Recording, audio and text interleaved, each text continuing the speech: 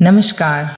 आप सभी के बीच प्रस्तुत हूँ मैं एक लघु कथा के साथ जिसका शीर्षक है कोहरा। कड़कड़ाती सर्दियां, सुबह सुबह का समय, दूर दूर तक फैला सिर्फ कोहरा, और कोहरा भी ऐसा कि पास से भी देखें तो धुंधला ही दिखे। सूर्य देव ने भी मानो ठानी हुई थी कि इस ठंड में अपनी धूप की किरणों को भेजकर खलल नहीं डालेंगे। दांत बजाने वाली सर्दियां हो या चिलचिलाती तेज धूप की गर्मी, मुसाफिर को तो अपनी राह चलनी है और कारीगर को अपना काम करना है, वरना जीविका कैसे चलेगी। ऐसे ही रोज पढ़ने जाने वाली कुछ युवतियां शॉलों में लिपटी हुई निकल पड़ी एक झुंड में गांव से। आज और दिनों से के भी मुकाबले कोहरा बहुत अधिक था और ठंड भी इतनी थी कि बस मानो जमा ही देगी। आज ऐसा लग रहा था कि ठंड ने उनकी जुबान को भी जमा दिया हो। न बातें करती और न कोई हंसी की आवाज आती, बस ठंड से कपकपाते हुए उनके दांत बजते और वो कड़कड़ करती हुई चुपचाप चली जा रही थी। जाना भी तो गांव से काफी दूर था। सड़क के किनारे खेत थे तो दूसरी तरफ शह शह कर कर बहती हुई नहर। आज दिख तो कुछ भी नहीं रहा था कोहरे में, मगर शोर इतना कर रही थी नहर कि लड़कियों का डर भी ठंड की तरह ही बढ़ा जा रहा था। शायद इसलिए क्योंकि आज वे चुपचाप राह तय कर रही थी। बस एक बार सबने कहा था, आज तो कमाल की ठंड है और ये कोहरा, ओहो बाप रे, जान ही निकाल रहा है। तभी एक लड़की ने कहा, क्यों जा रहे हैं हम पढ़ने? क्या आज हम घर पर ही नहीं रुक सकते थे, रजाई में सोते रहते? दूसरी लड़की बोली, चुपचाप चलो, पढ़ाई भी जरूरी है ना। फिर कुछ दूरी तक फिर से चुप्पी। तभी फिर एक ने कहा, क्या हम भी ना कमाल है, ऐसे चुपचाप से चलेंगे तो सर्दी भी ज्यादा लगेगी और डर भी, और ऐसे ही चुप चलते रहे तो कोई गाड़ी वाला मार कर ना चला जाए। कोहरे में हम किसी को दिखेंगे भी नहीं, कम से कम हमारी आवाजें सुनकर वो हमें देख लें, तो इसलिए चुपचाप ना चलकर बातें करते हुए चलते हैं।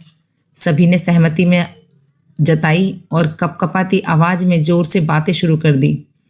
मगर अनजाना डर जो कि उन सुनसान रास्ते में उनको लग रहा था, सुनसान राह में और कोहरे ने जो ज्यादा पैदा कर दिया था, उस डर को वो दबा ना पाई। एक दूसरे का हौसला बढ़ाते हुए आगे बढ़ती चली जा रही थी। अभी मंजिल दूर थी और आज तो मानो रास्ता और भी लंबा हो गया था। जैसे ही वो सब नहर के पुल से दूसरे रास्ते पर मुड़ी और थोड़ी सी दूर चली, अचानक से एक शोर सुनाई पड़ा। उस शोर ने मानो उनके डर में नमक मिर्च का मसाला या तड़का सा लगा दिया हो। अब सबके कदम डगमगाने लगे थे और धड़कन और तेज हो गई थी। थोड़ा चलने पर शोर और भी तेज हुआ और एक आवाज आई, भागो री, जो उनके लिए ही थी। बस अब क्या था, उनका कलेजा निकलने ही वाला था, कदम उखड़ने ही लगे थे। थोड़ा और आगे बढ़ी तो देखा एक बैल। बस अब सबने दौड़ लगाई, मगर एक लड़की दौड़ते दौड़ते बहुत जोर से नहर के बराबर में ही रेती का ढेर पर जा गिरी। वहां रास्ते के दोनों तरफ नहर की रेती के ढेर लगे हुए थे।